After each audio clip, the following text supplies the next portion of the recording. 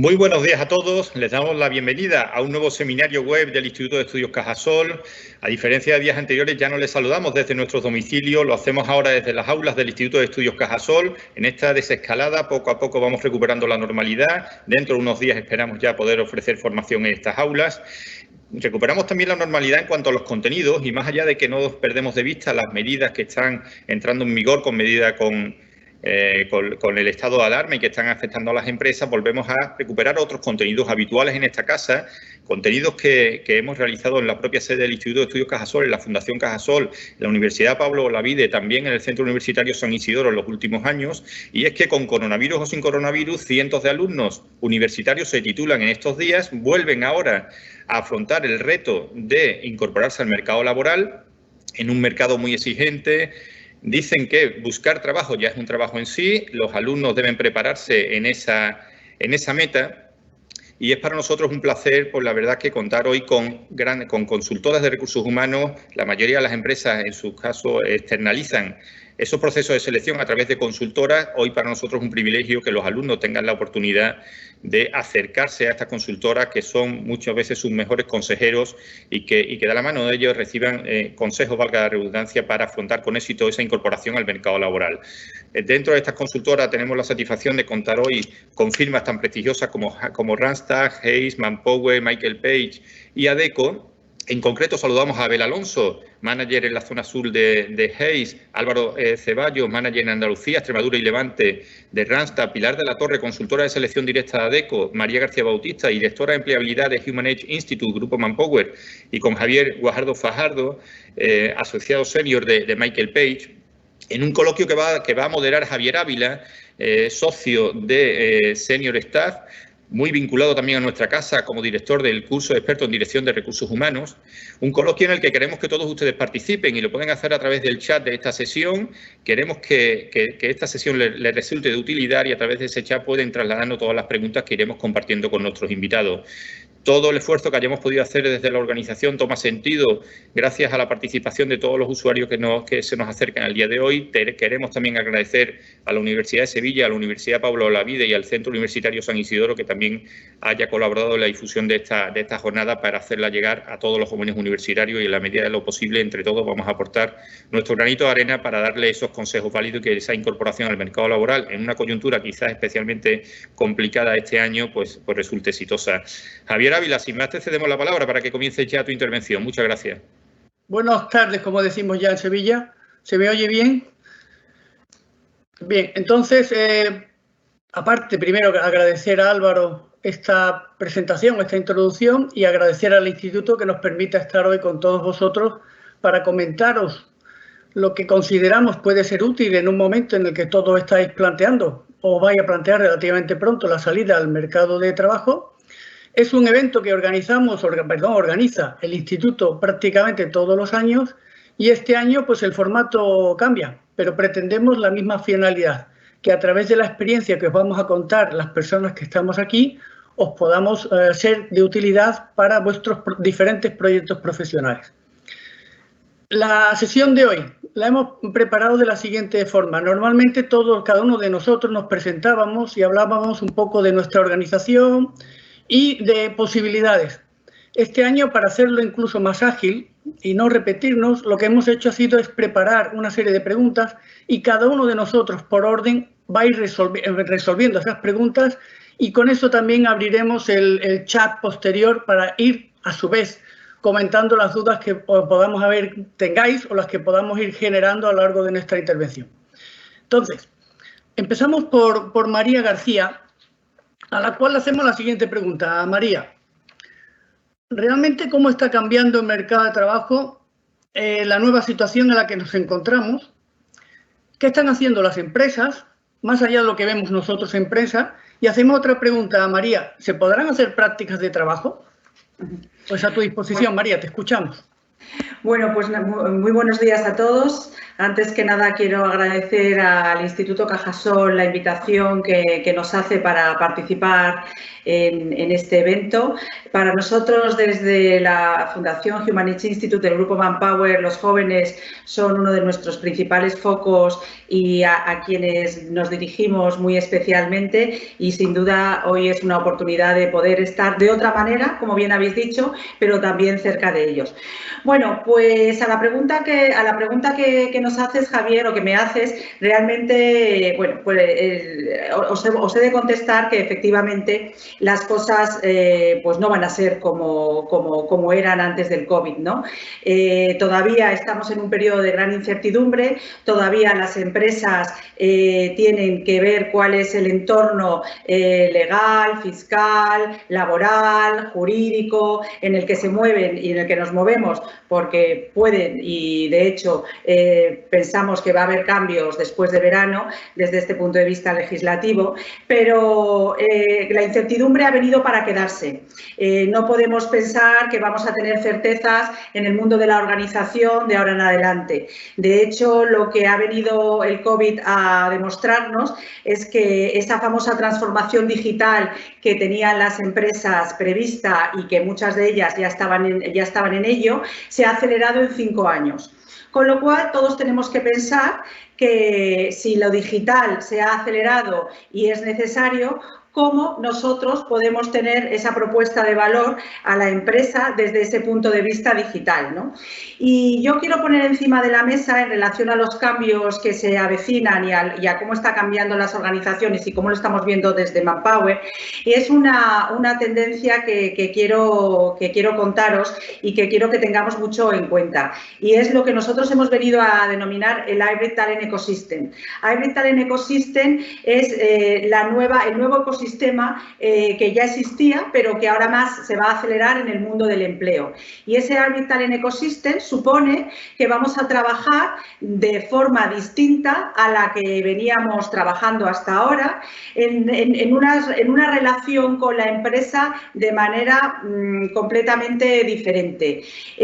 Las relaciones van a ser unas relaciones de freelance, van a ser unas relaciones en las que el empleado tiene que poner en valor su propuesta y su marca personal, y esto tenemos que pensar en ello a la hora de redactar nuestro currículum, a la hora de hacer esa entrevista, porque lo que sí que está claro es que las organizaciones van a cambiar muy mucho la propuesta que van a hacer a los empleados y esa relación que les van a ofrecer.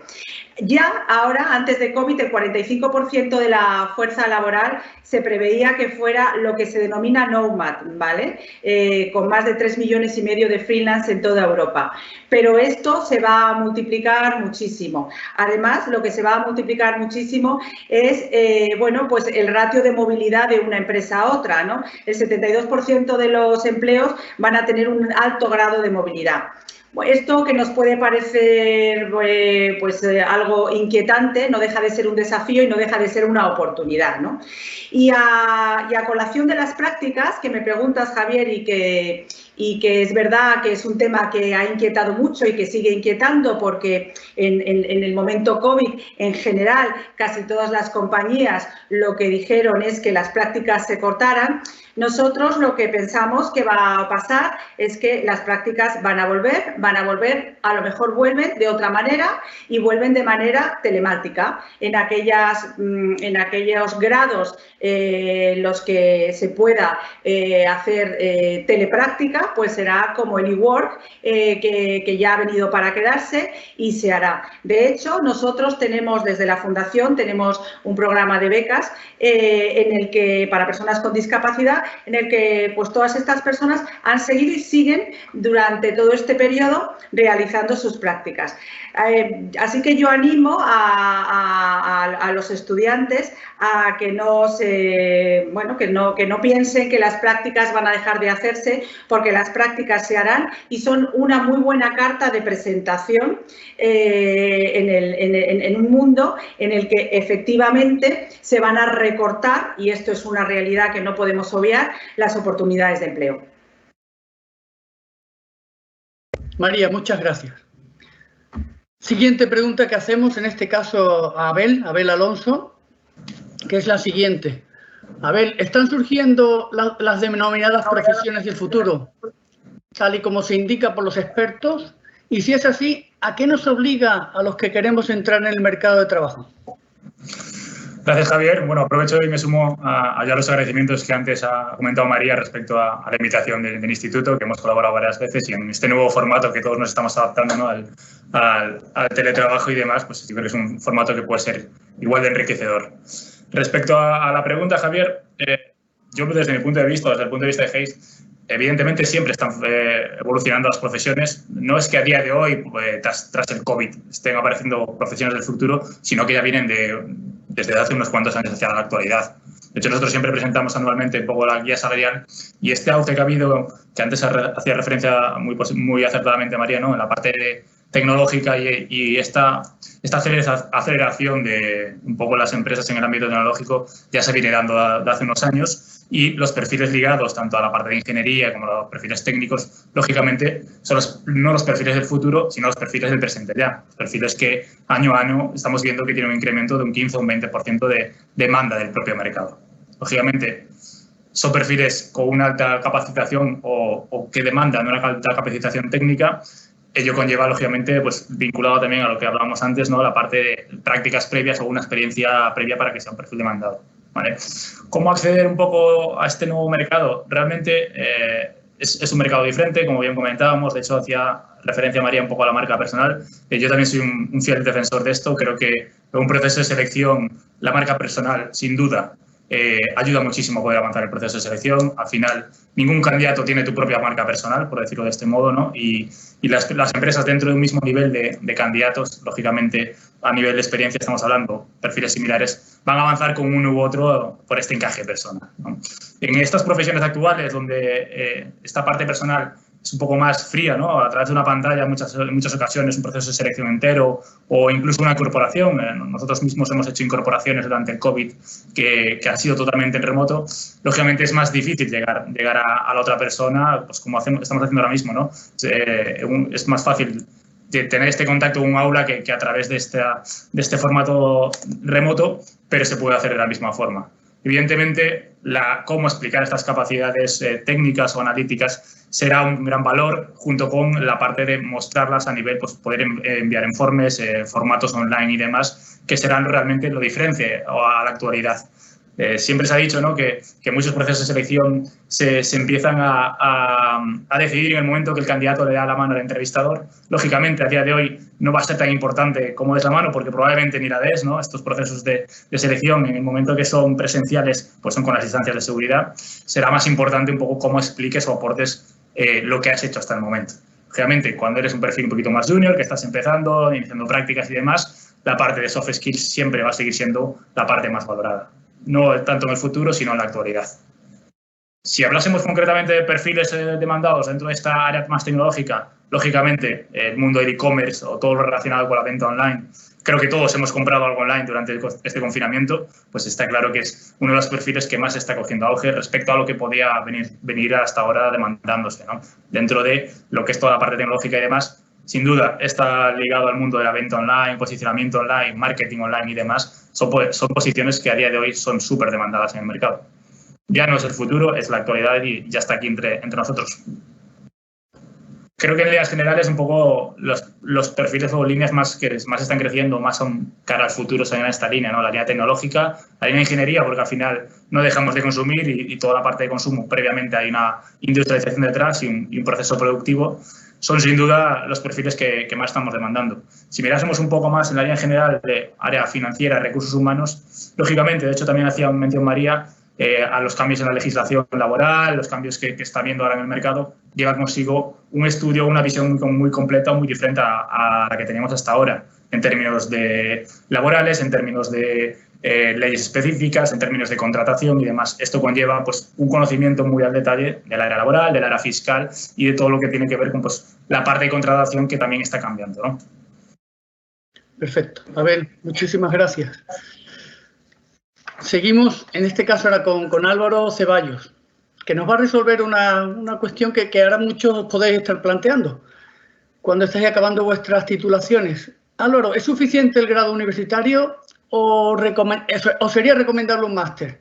¿Qué piden o qué pedimos realmente las empresas, Álvaro?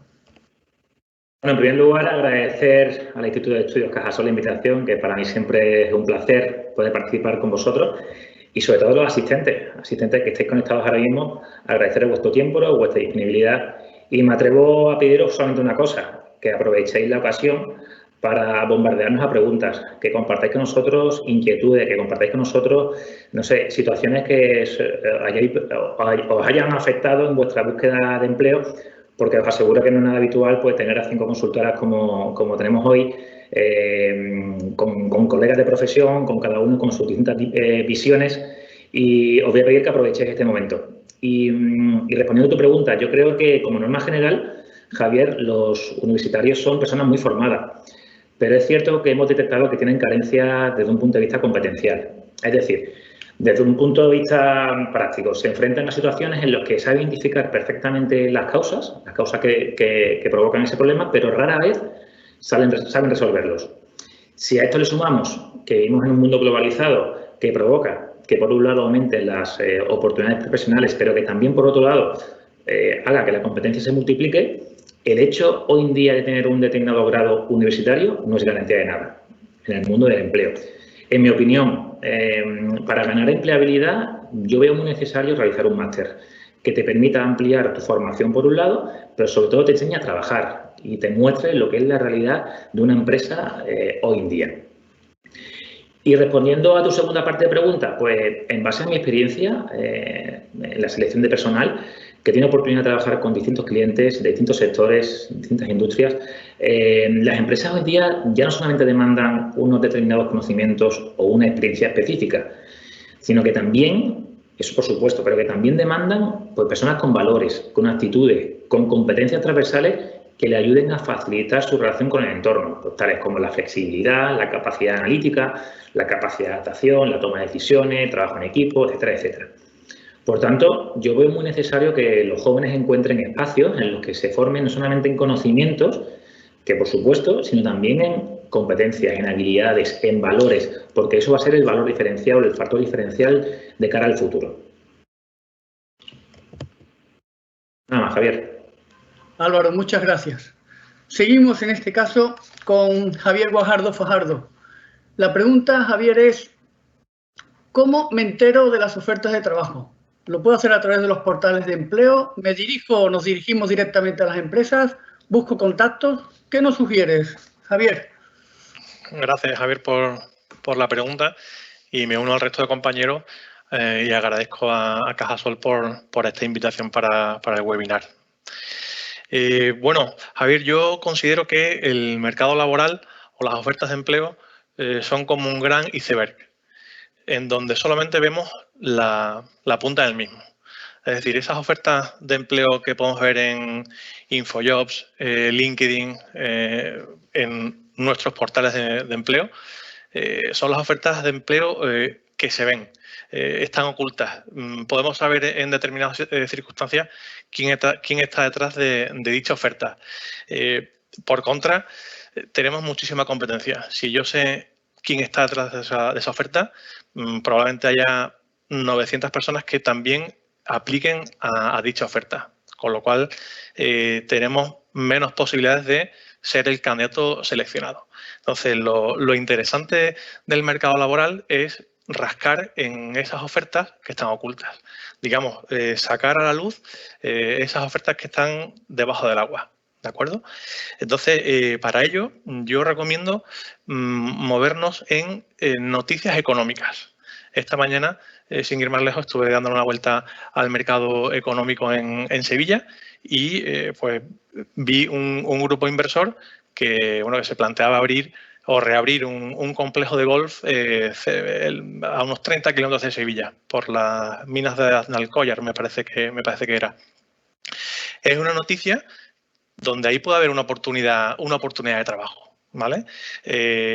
Todos sabéis que Amazon está abriendo un centro logístico en Sevilla y creo que tienen intención de incorporar, creo que son 3.000 trabajadores.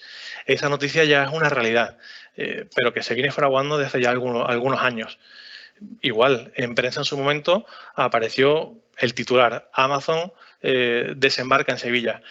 Esa es una noticia que, sin tener una oferta de trabajo concreta, realmente es una realidad y es una oportunidad que, si somos avispados y sabemos aprovecharla, podemos detectar oportunidades que a día de hoy se están traduciendo en ofertas de empleo que la propia Amazon tiene colgadas en Internet. ¿De acuerdo? Por otro lado, yo recomiendo muchísimo trabajar la red de contactos. Todos tenemos padres, madres, amigos, tíos, hermanos mayores. Al final, los grandes movimientos o habitualmente el cambio de trabajo se suele producir a través de networking, a través de contactos. Considero fundamental tener un buen listado de, ya te digo, conocidos, amigos, incluso profesionales. Hombre, para vosotros que estáis recién aterrizados al mercado laboral, que tendráis en torno a 25 años, es difícil que tengáis un amigo de 40 que os pueda introducir a determinadas empresas. Pero seguro que tenéis hermanos mayores, primos mayores o amistades mayores, ¿no?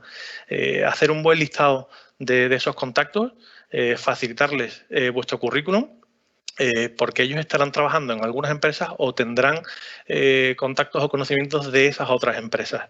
Y lo que es muy importante es que, una vez que hayamos trabajado toda esa red de contactos, volver a hacer seguimiento.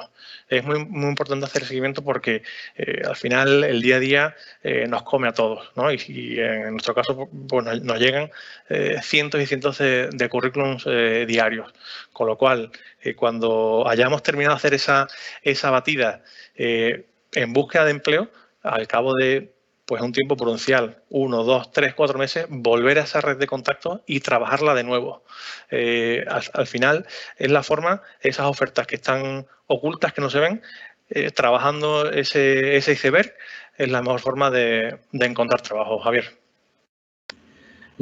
Javier, si me permite un pequeño comentario que viene un poco al hilo de lo que comenta Javier Guajardo.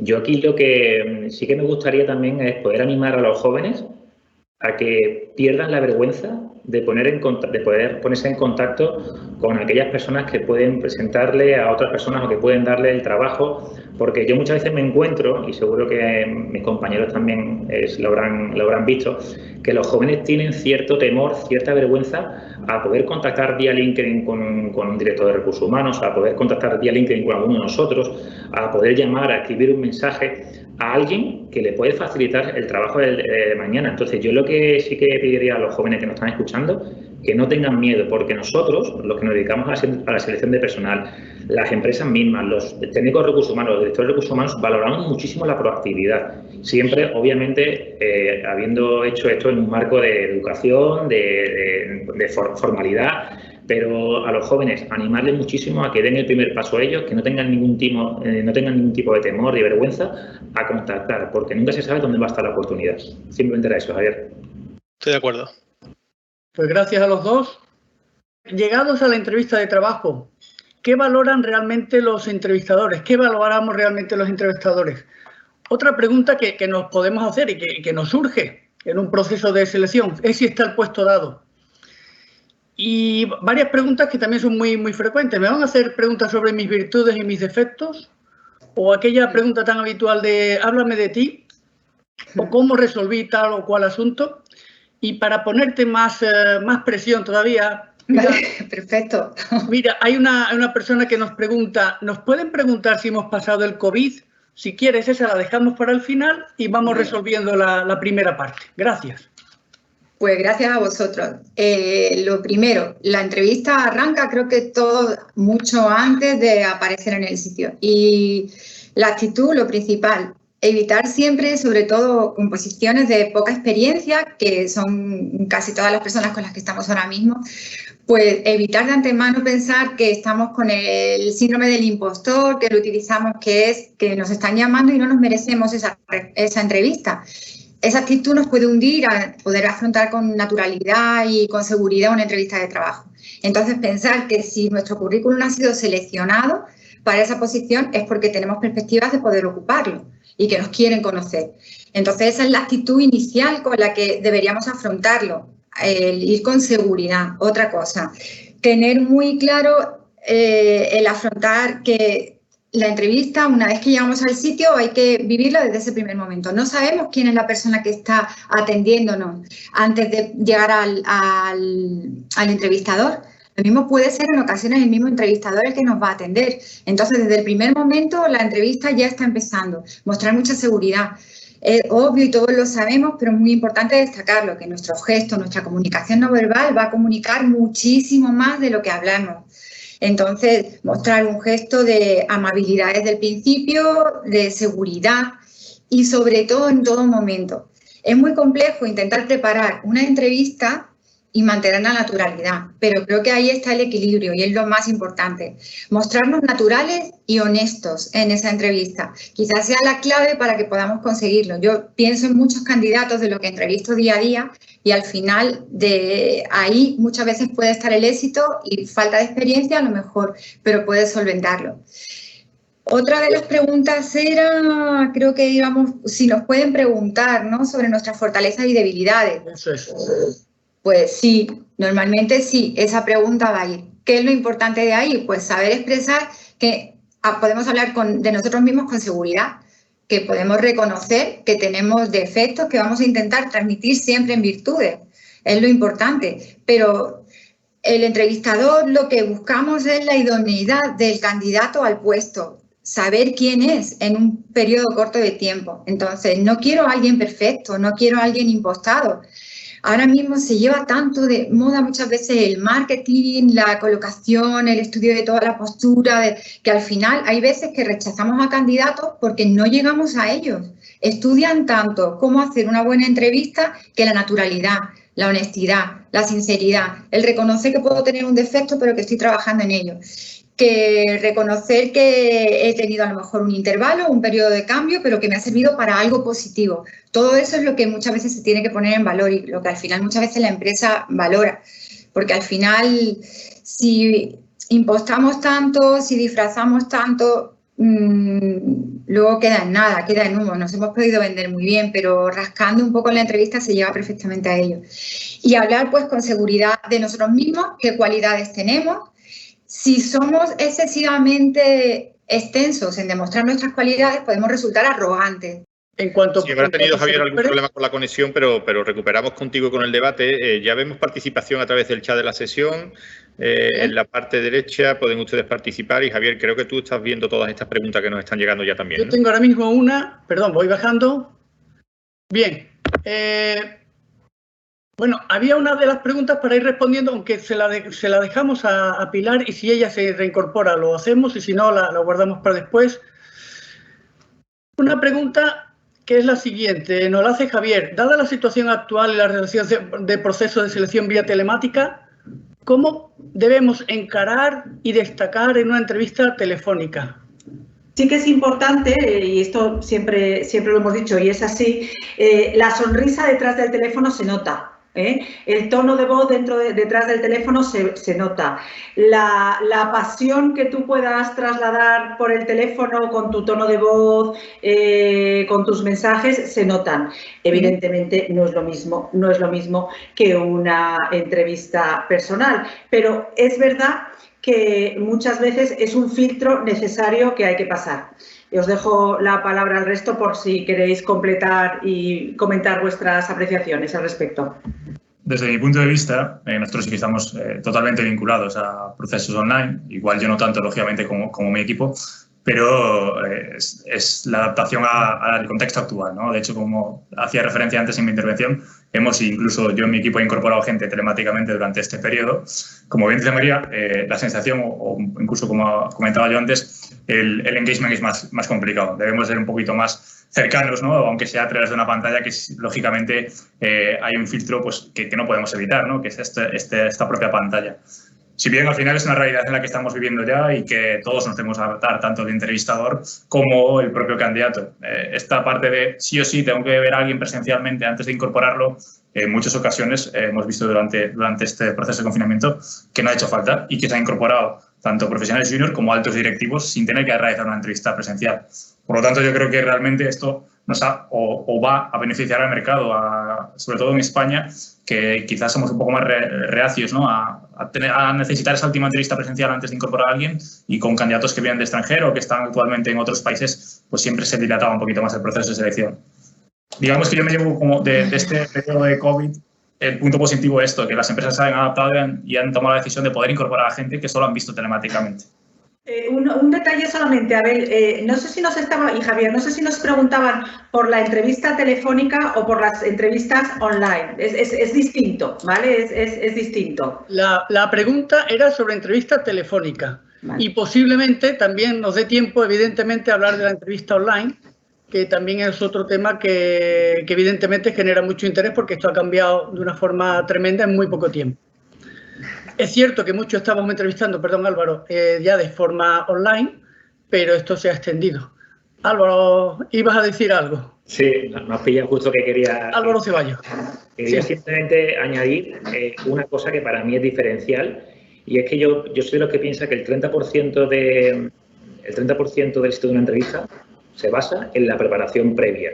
Entonces, ya sea entrevista telefónica, ya sea entrevista online o ya sea entrevista presencial, si tú quieres destacar, quieres tener mayores garantías de obtener éxito en la entrevista, yo le recomendaría a esta persona, a Javier, que no ha hecho la pregunta, que se prepare la entrevista. Es decir, que conozca bien la empresa, que conozca bien el sector donde se mueve la empresa, que conozca bien sus competidores, que conozca bien sus productos, los servicios que ofrece, cuáles son los desafíos, porque la imagen y el impacto que da un candidato que tenga bien preparada la entrevista es mucho mayor que un candidato que no se haya preparado la entrevista. Entonces, yo, además de lo que han añadido tanto Abel como María, yo le diría a Javier que se preparara bien la entrevista, que conociera muy bien lo que la empresa está buscando, que conociera muy bien los desafíos y retos del sector de la empresa, porque solo así va a generar un impacto muy positivo.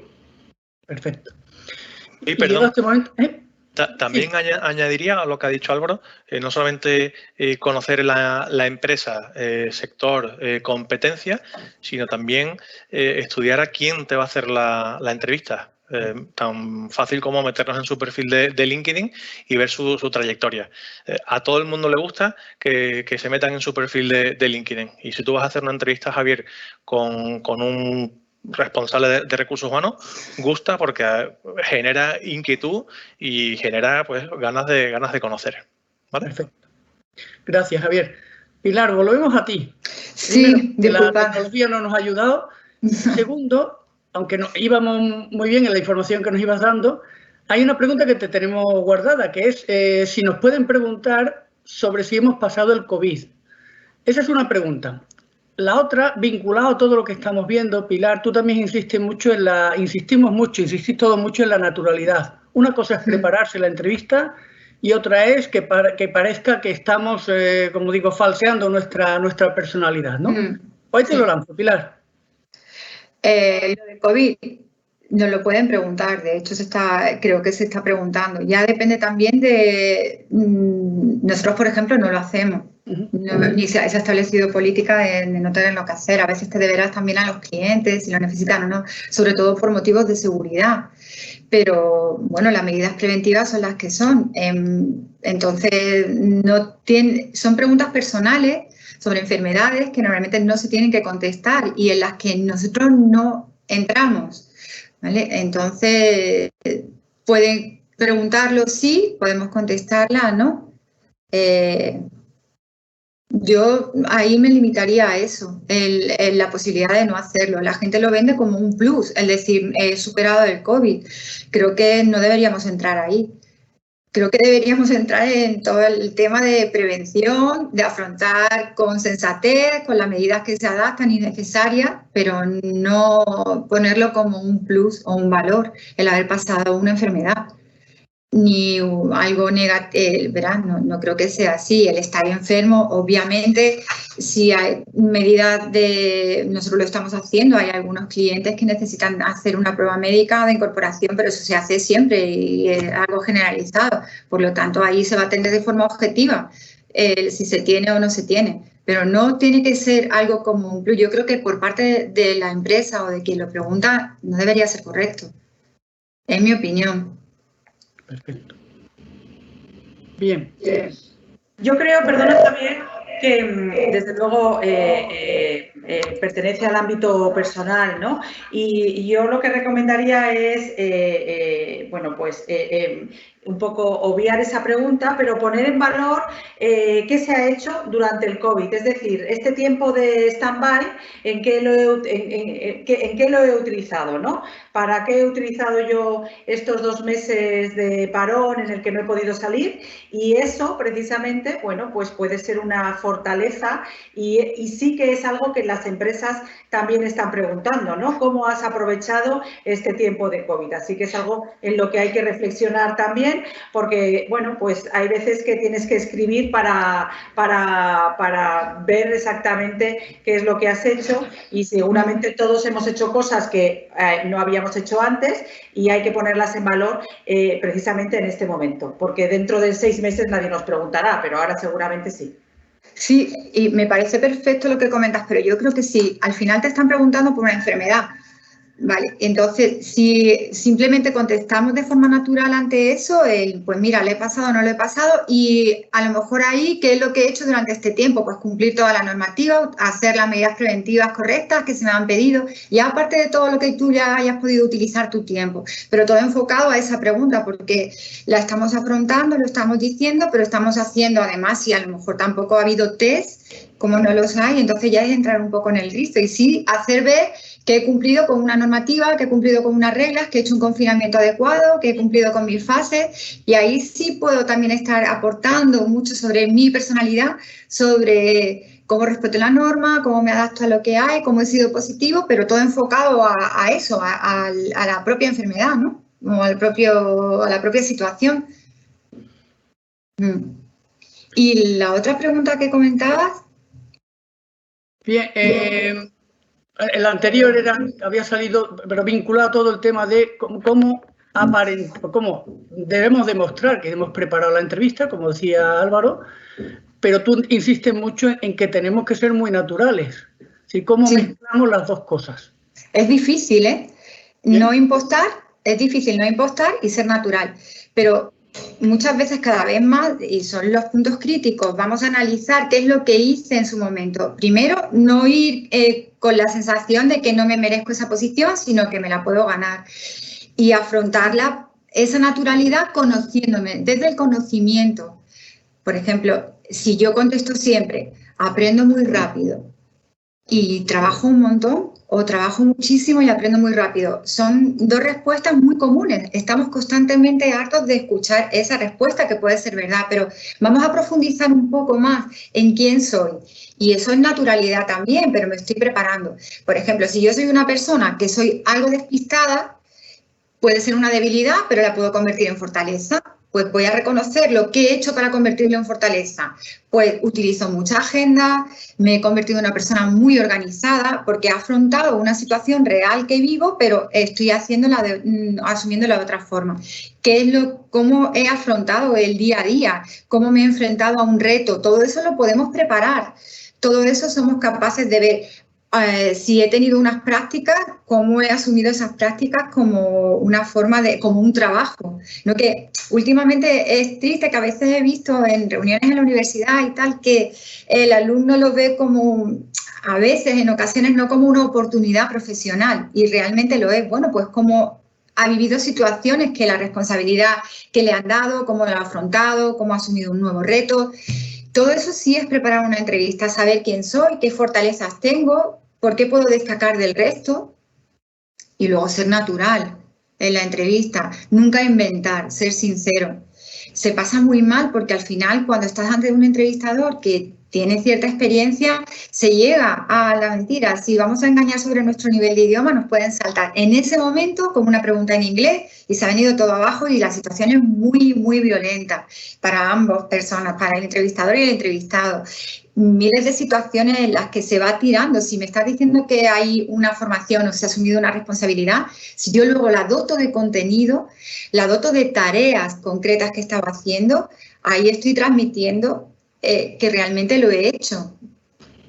Yo, Javier, si me lo permite, Javier, respecto al tema de la naturalidad, yo prefiero llamarlo coherencia, porque la naturalidad, la espontaneidad mal entendida puede suponer o puede transmitir un impacto, una imagen muy negativa del candidato. Entonces, yo lo que recomiendo cuando a mí me han preguntado algo parecido, digo, oye, hay que ser coherente con lo que uno es, con lo que uno busca y hacia dónde uno se orienta. Porque obviamente no es lo mismo entrevistarte con el CEO de una startup que con el director general de una empresa multinacional, que obviamente no va a ser el mismo discurso, no va a ser el mismo formato. Entonces, si tú te muestras tal y como eres en ambas entrevistas, pues posiblemente el éxito que puedas tener puede estar muy limitado. Entonces, yo lo que aconsejaría aquí a las personas que nos están escuchando, que sean coherentes y que tengan capacidad de adaptación sin perder su esencia. Y, por ejemplo, y si hay algo que no te convenza, que no te guste o no te encaje, oye, decirlo o comentarlo de manera educada, de manera formal, pero no confundir la naturalidad con la espontaneidad como, oye, me voy a una entrevista sin ningún tipo de reparo y me muestro tal y como soy, porque creo que estaríamos cometiendo un error. Hay que ser coherentes con lo que uno es, con lo que uno busca y hacia donde uno se orienta y con quién se entrevista. Gracias, Álvaro. Bien, mira, aprovechamos que tenemos varias preguntas en relación al currículum vitae. Algunas de ellas de cómo redactar el currículum vitae perfecto. Otra, si el nivel de inglés que debo poner en el currículum es el que realmente tengo. Y la otra también es si debo enviar un currículum o mi currículum a un puesto por el cual considero que no cumplo los requisitos. Abel, si quieres o las puedes responder una tras otra y si hace falta te recordaría alguna de ellas. ¿De acuerdo? ¿Te parece? Sin problema. Sí que te pediré que me recuerdes alguna porque ha sido un poco batería de preguntas. Currículum vitae. ¿Existe un currículum vitae perfecto? Partiendo de esto, digamos que el currículum vitae perfecto como tal, como formato, por decirlo de esta fórmula, no existe. No hay un ABC.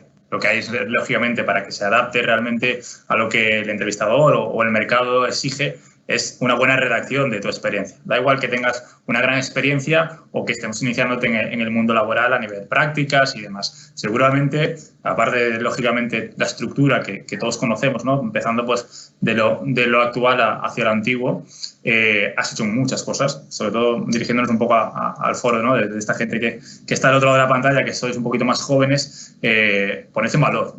Mi consejo es poned en valor todo lo que habéis hecho previamente. No tiene por qué ser simplemente trayectoria profesional como tal. De hecho, yo tengo un ejemplo muy claro de un candidato muy junior que entrevisté en su momento, que aportaba mucha experiencia emprendiendo él de forma freelance, pues pequeños negocios, ¿no? Y esto él lo daba como, esto no lo aporto, casi no lo comento en la entrevista, ni lo desarrollo en mi currículum, porque al final mi experiencia son 6 meses de prácticas. No, aportas mucho más. Lógicamente, cómo ponerlo en el currículum es esta parte de cómo es el currículum ideal, ¿no? Es cómo transmitir o cómo redactar realmente las funciones que te ha llevado, un poco cómo has llegado a crear esa empresa, qué organismos has tocado o qué estudio de mercado previo has hecho. Pues toda esta parte de tareas realmente que has hecho es lo que yo redactaría en este currículum. Lógicamente, a nivel estructura, pues, como decía un poco Álvaro, la coherencia, ¿no? Es también una palabra que creo que encaja muy bien a la hora de redactar un currículum y es seguir un orden cronológico, lógicamente. Vale. Preguntaba por ahí también algo tema respecto al inglés, ¿no? ¿Qué pone el currículum respecto al inglés? Lógicamente, mi consejo será pon tu nivel real, porque de hecho, como comentaba antes Pilar, a día de hoy tu entrevistador seguramente te haga una prueba de inglés. Si no en la primera fase, será en la segunda, pero si en lo que es el proceso de selección el inglés es un punto a valorar, te lo valorarán. Si tu entrevistador espera a un candidato que sea bilingüe, probablemente ya en la primera fase te haga una entrevista o una fase, aunque sea rápida, aunque sea una conversacional, pero será una prueba en inglés. Y como corrobora Pilar, que crea situaciones muy incómodas para ambos si tú has puesto que eres bilingüe y realmente no alcanzas un B1, ¿no? Por poner un ejemplo muy extremo, quizás. Aprovecho, a ver, ya que estamos lanzados, te hago la siguiente pregunta. ¿Los currículums deben o no tener carta de presentación? La carta de presentación realmente es más adaptada a un puesto, desde mi punto de vista, y aquí quizás mis compañeros puedan opinar algo contrario, pero desde mi punto de vista la carta de presentación va más ligada a un puesto que al currículum en sí. Realmente, lógicamente, tus habilidades para redactar y poner en valor lo que sabes o que haces bien de ti, ¿no? Es un punto que puedes añadirlo no solo en una carta de presentación adaptada a un puesto, sino en un pequeño párrafo introductorio al currículum. Desde mi punto de vista, no aporta tanto valor si no lo haces muy específico. Al final, esto es el ejemplo que seguramente muchas veces se ha comentado, ¿no? Cada currículum lo puedes adaptar a la vacante que te presentas. La carta de presentación, desde mi punto de vista, aporta valor ahí, no en un formato generalizado.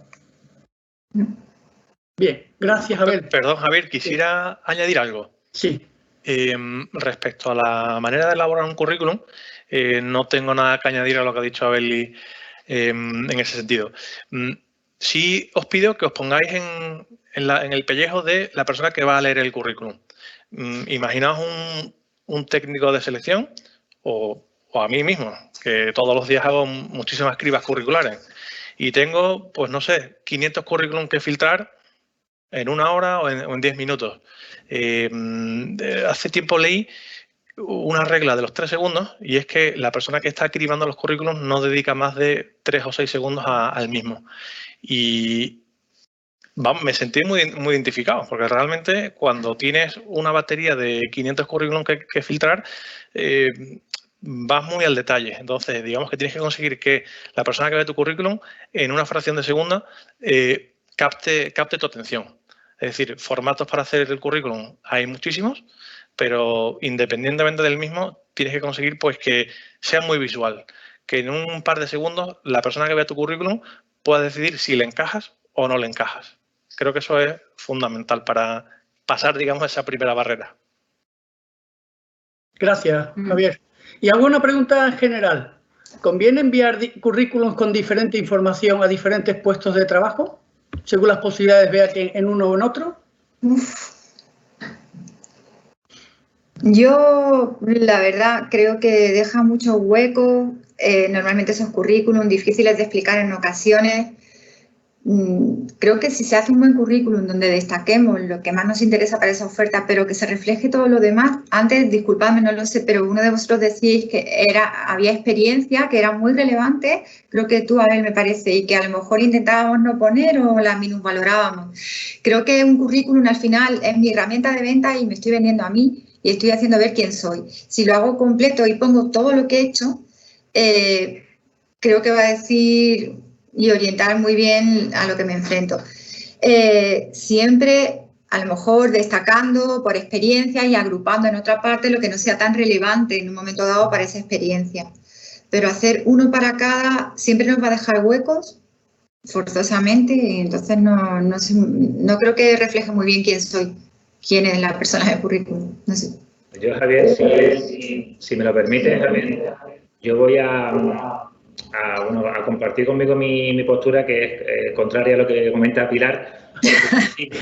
Yo sí que recomiendo que para cada puesto en concreto debemos preparar un currículum ad hoc para cada ocasión. Porque entendiendo que los currículums no tendrán grandes diferencias, pero sí que es verdad que en esas pequeñas diferencias puede estar el éxito de tu entrevista de trabajo, ¿no?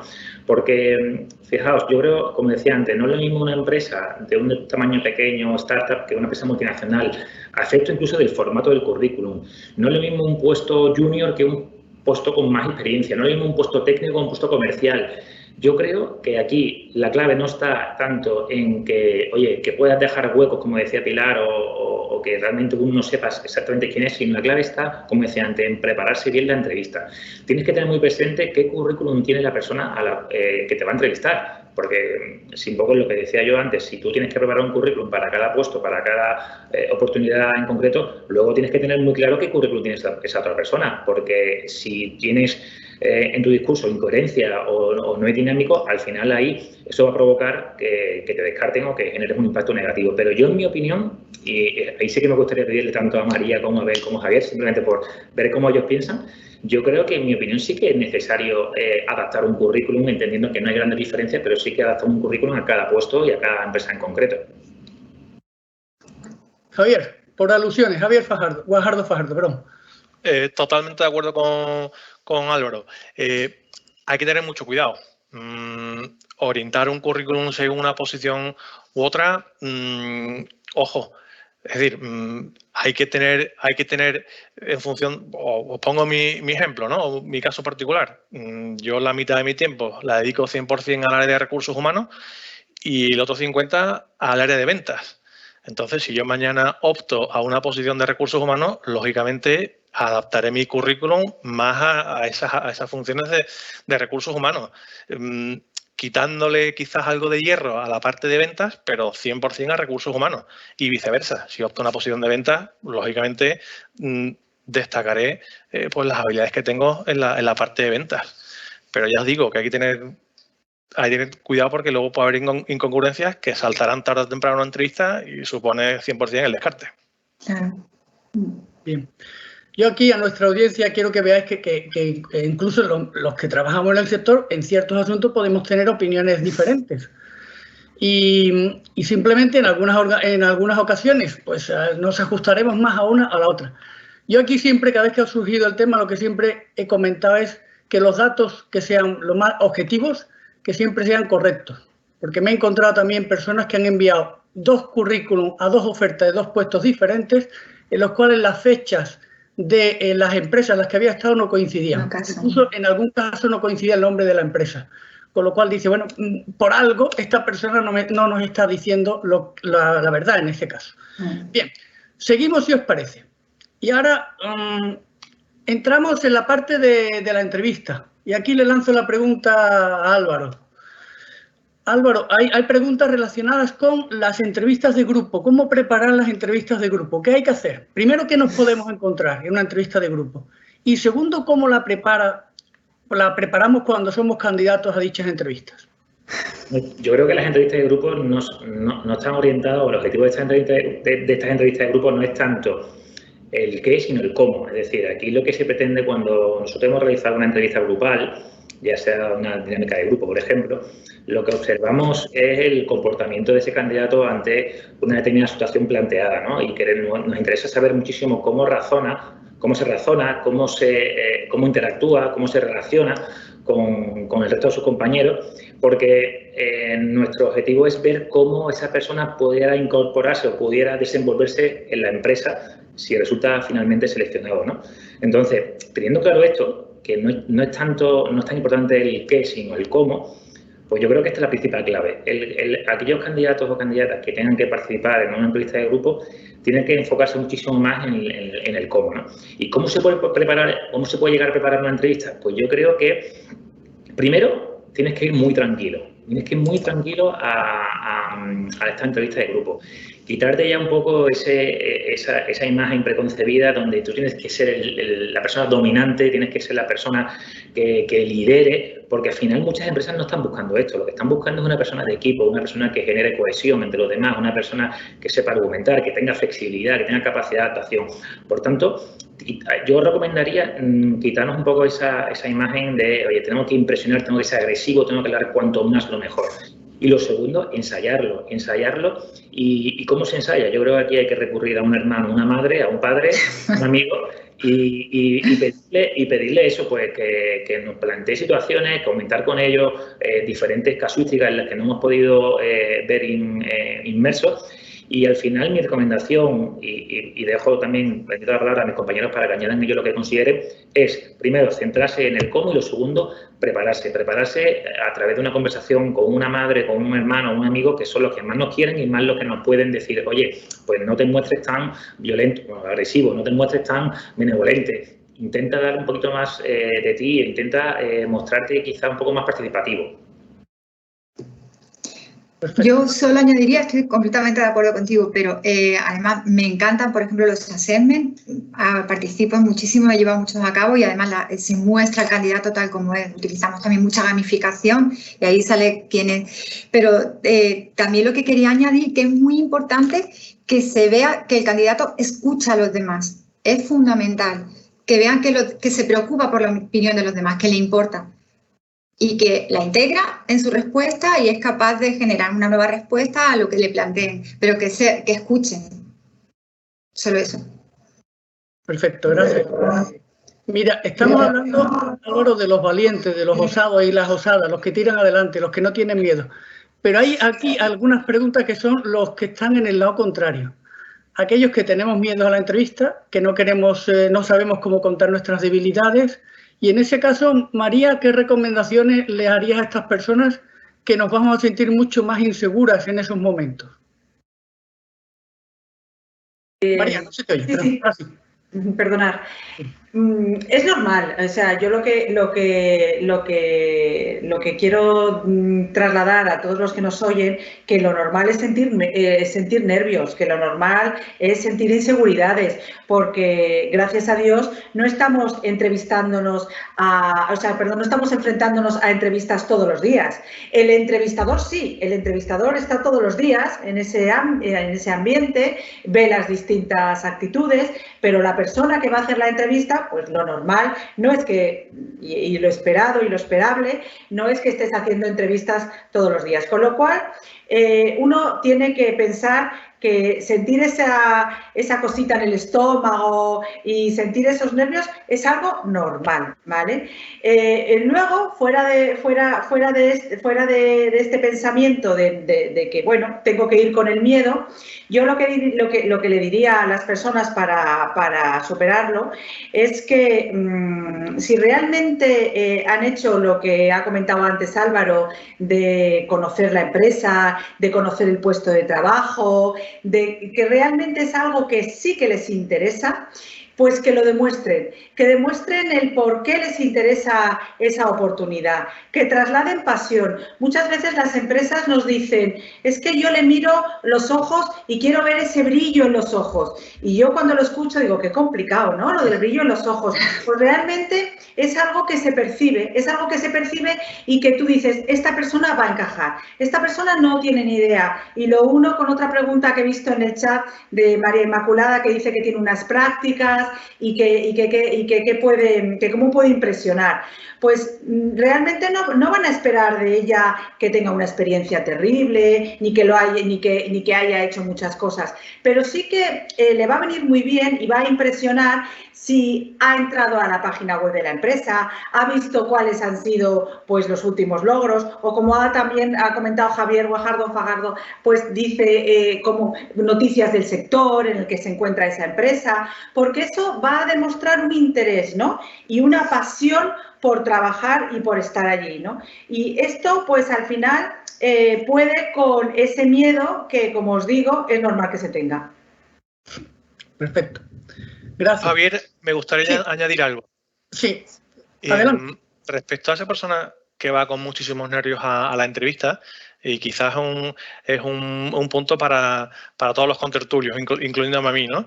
Cuando le damos la mano a ese candidato, detectamos clarísimamente que viene nerviosísimo y que está muerto de miedo. Es nuestro trabajo que se relaje, ofreciéndole un vaso de agua, comentándole el derbi de este jueves, sacándole de esa zona de miedo e intentar conseguir que se relaje. Es decir, que si vais a un entrevistador y os ve nervioso, esa persona debería intentar pues, crear una situación de paz, de tranquilidad, y donde esa persona nerviosa pues se sienta lo más cómoda posible. Bien, gracias. Y aprovecho, porque Javier, la siguiente pregunta te la quería hacer a ti, aunque sea volver un poquito atrás. ¿Cómo demostramos ese entusiasmo, esa fuerza en el currículum? Es decir, hay quien pregunta, ¿esto lo puedo demostrar cuando todavía no he ido a la entrevista, no me conocen, y por lo tanto tengo que hacer que alguien decida entrevistarme? ¿Eso en el currículum hay alguna forma de enseñarlo? Y la pregunta no es sencilla, ¿eh? Buena pregunta. Pues, a ver, tu currículum es el que es, y quien tú eres profesionalmente, eso no se puede cambiar. Yo siempre recomiendo a la hora de redactar un currículum, más allá de poner las funciones que has ido desempeñando, es dónde has desempeñado esas funciones. Yo entrevisto sobre todo direcciones financieras, que hay muchísimos, y lo que marca la diferencia es dónde han desempeñado esas funciones, ¿no? Entonces, para todos aquellos que, digamos, que estáis en una fase inicial en vuestra carrera profesional, que entiendo que a lo sumo habréis hecho algunas prácticas, dar información de la empresa donde habéis desempeñado esas prácticas. Creo que es un poco el valor diferencial, o lo que he hecho de menos en la mayoría de los currículums a los que veo diariamente. No sé si respondo de alguna forma a la pregunta. Sí, no, la pregunta no era sencilla. En esos casos es recomendable una carta de recomendación, valga la redundancia. ¿Es bueno tenerla? Quizá tenga más sentido, antes Abel respondía a la pregunta, para puestos o para chavales como vosotros que estáis empezando en el mercado laboral, no tenéis experiencia profesional, tenéis vuestros estudios y alguna práctica, con lo cual eso de alguna forma hay que complementarlo.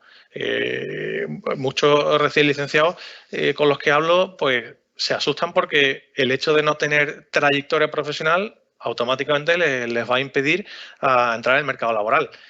Yo se lo digo, mira, nadie empieza de general, todos empezamos de soldado raso, no os preocupéis por eso.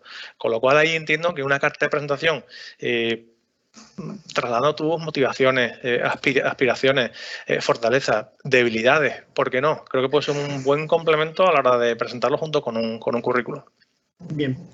Y si os parece, las dos últimas preguntas, una se la lanzo a Pilar, que es relativa a los test, que es otro uno de los grandes miedos. Primero, si los test hay que prepararlos o no antes de un proceso. ¿Qué nos puede ocurrir cuando en una convocatoria nos dicen que va a haber pruebas? Y en qué medida también sobre esas pruebas se están tomando decisiones sobre nuestra candidatura. Bueno, afrontar los test. Si distinguimos entre test de conocimientos, lo sabemos o no lo sabemos. Si me pasan el test de inglés, o lo paso o no lo paso. El test de aptitudes con P, eso a veces se pueden ensayar. De hecho, hay muchas veces que para oposiciones, todos los que son razonamiento verbal, lógico, numérico, en eso sí puede haber posibilidad de practicarlo. Los test de personalidad, los de actitudes, ahí lo principal, afrontarlos de forma sincera.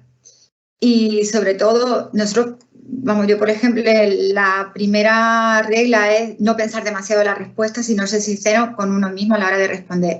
Y no ser modesto a la hora de contestar. Muchas veces nos salen resultados, la deseabilidad social la medimos siempre, vemos con el nivel de sinceridad que puede contestar el candidato y hay veces que sale un nivel de sinceridad muy por debajo de lo normal y es que se puntúan con excesiva modestia y el test sale un poco desvirtuado. Afrontarlo de forma natural y vuelvo a insistir, lo siento en la palabra naturalidad, pero bueno, siendo muy sincero y espontáneo a la hora de contestarlo. Si se toman en cuenta los resultados. Para mí la clave está en la entrevista. Lo que en nuestro caso yo lo que suelo hacer es que una vez que tengo el resultado de competencias personales, luego compruebo las dudas que puedo tener o lo que pueda chirriar en la entrevista personal. Y hay veces que ahí se ve que la persona está mucho más por encima del test, eso siempre, por supuesto. Pero sí tiene que haber una congruencia entre los resultados del test y la prueba. Hablo siempre de personalidad. Los de aptitudes, al final, si me piden que tiene que tener un 5/8, pues si lo tiene, y si no, no se pueden practicar a veces, pero normalmente va en paralelo con la formación del candidato. Tampoco es una cosa que no sea asumible. Muchas gracias. Y quería una última pregunta, pero antes os quiero una antes a Abel. Abel, aquí Carlos nos pregunta, ¿cómo valoran las empresas un perfil que complemente un grado de ingeniería industrial con un máster en dirección financiera? Fíjate la combinación que ha hecho. Si las empresas apostamos más por perfiles multidisciplinares o especializados. Lógicamente va a depender también un poco en referencia a lo que antes o en varias ocasiones hemos comentado todos, ¿no? al puesto que optes. Desde mi punto de vista, para mí es complementario y es positivo. Al final, si tienes un background, una experiencia técnica previa, a lo cual sumas un conocimiento específico en el área financiera, lógicamente tendrá sentido hacia donde, si te quieres orientar, ¿no? o aspirar a una posición de dirección donde tengas cierta incidencia en parte financiera, en análisis de KPIs o en la cuenta de resultados o cuenta de explotación, ¿no? Quizás en empresas técnicas la evolución lateral, un puesto desde un técnico de producción a un dirección de planta, lógicamente en los pasos intermedios tendrás cierta incidencia en el área financiera o en tu cuenta de resultados o en el análisis de costes de la planta. En ese en ese aspecto yo lo veo positivo. ¿Las empresas lo valoran positivamente? Sí. El punto clave será si realmente, oye, ahora me quiero dedicar exclusivamente a finanzas. Cuando mi background viene de ingeniería o de parte técnica, simplemente porque he hecho un máster en finanzas, quiero ser director financiera. Realmente esto será un paso más complicado. Antes lo decía Álvaro también, ¿no? En este punto de valorar, oye, ¿valoran solo un grado o es necesario un máster? Al final, hagamos lo que hagamos, pues tengamos un sentido y una direccionalidad a dónde nos acerca hacer ese máster, o si tengo un máster en financiero pero vengo de una ingeniería, ¿qué pretendo o dónde quiero llegar a realizando este máster? Yo creo que el punto realmente es este. Gracias. Y la última pregunta, sí, no. La última pregunta que os lanzo a todos. Aquí otra María nos dice, terminé el grado de Relaciones Laborales y Recursos Humanos hace 2 años. ¿Cómo podría acceder a alguna oferta de trabajo en el Departamento de Recursos Humanos de alguna de las empresas representadas por los ponentes? Como esa es su pregunta, os digo si os manda el currículum o a quien vosotros indiquéis. Pues bueno, yo si quieres respondo a esta persona, y yo creo que lo fundamental aquí es poner en posesión de la empresa, en este caso de Randstad, la mía, tus datos curriculares y personales. Nosotros fomentamos muchísimo la cantera. De hecho, son muchísimos los profesionales que han hecho carrera profesional en Randstad. Atípicamente, en Randstad es sinónimo de carreras profesionales que son más de 10, 15 años. Y porque nosotros es cierto que aportamos o podemos ofrecer a los empleados una carrera profesional llena de desafíos y de retos, ¿no?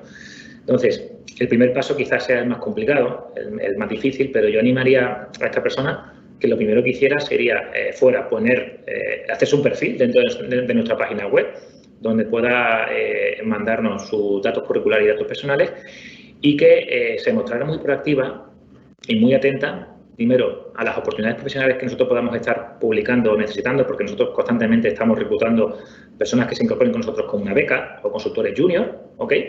Y segundo, pues que un poco al hilo de lo que hemos comentado nosotros, ¿no? Que sea muy proactivo a la hora de llamar o de contactar vía LinkedIn conmigo mismo, ¿no? O con la directora de Recursos Humanos, con compañeros míos, para darle más visibilidad a su candidatura.